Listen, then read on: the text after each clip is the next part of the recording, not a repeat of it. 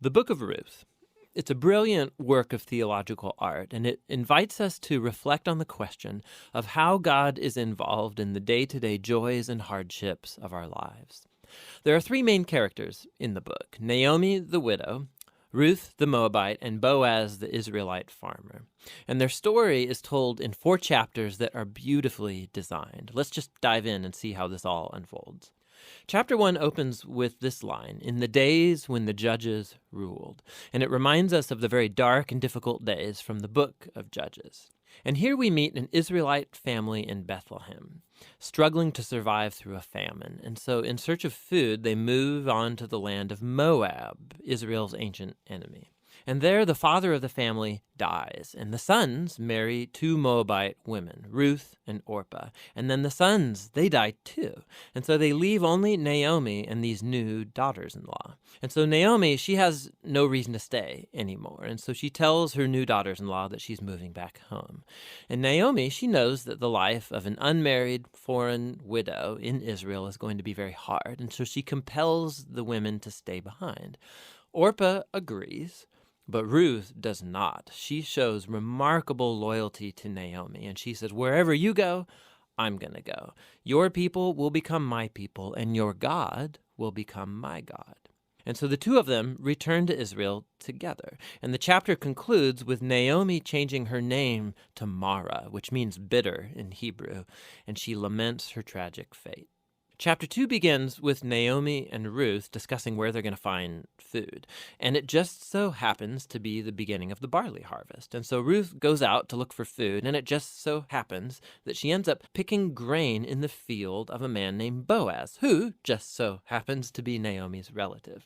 We're told that Boaz is a man of noble character, and he notices Ruth. And so after finding out more about her story, he shows remarkable generosity to her. He makes these special provisions so that the immigrant Ruth can gather grain in his field.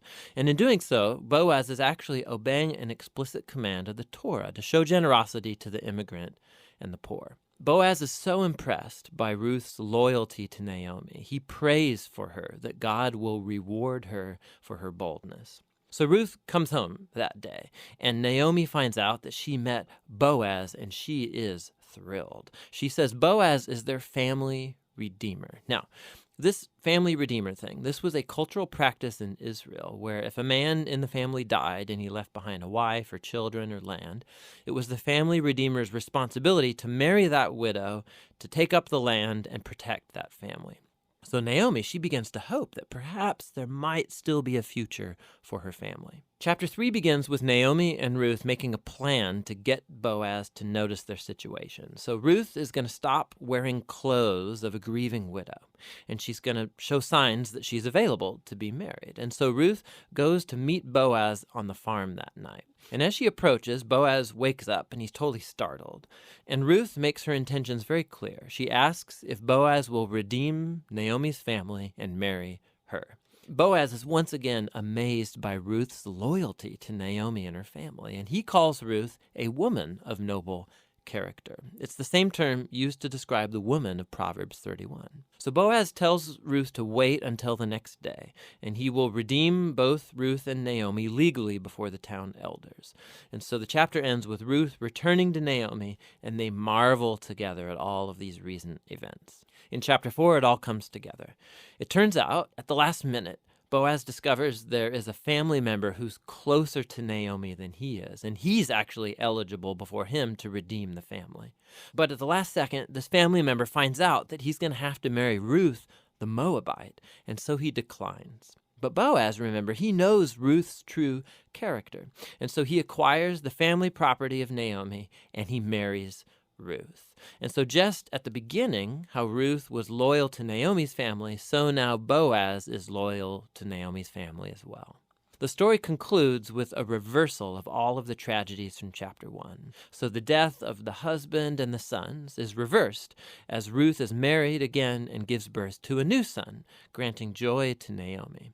And this symmetry between the opening and the closing, it's even more remarkable. So remember, the opening tragedy was followed by a great act of loyalty on the part of Ruth.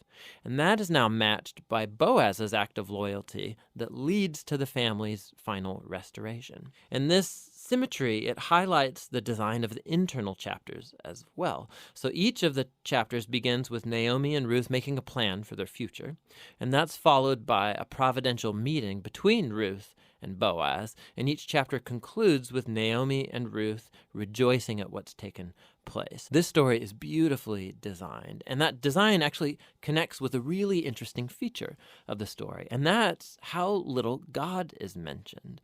Right? The characters talk about God a few times, but the narrator actually never once mentions God doing anything directly in the story, and that's its brilliance. Because God's providence is at work behind every scene of this story, weaving together the circumstances and choices of all these characters. So Naomi, her tragedy leads her to think that God is punishing her, but actually the whole story is about God's mission to restore her and her family.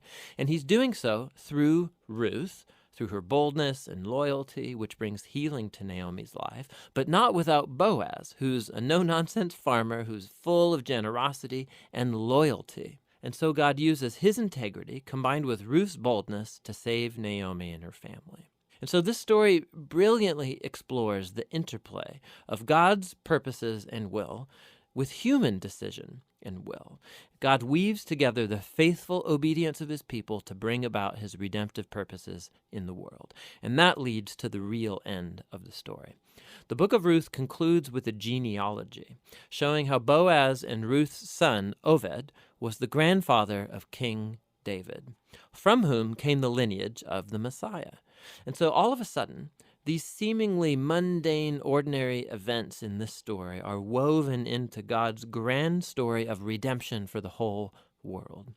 And so the book of Ruth invites us to consider how God might be at work in the very ordinary, mundane details of our lives as well. And that's what the book of Ruth is all about.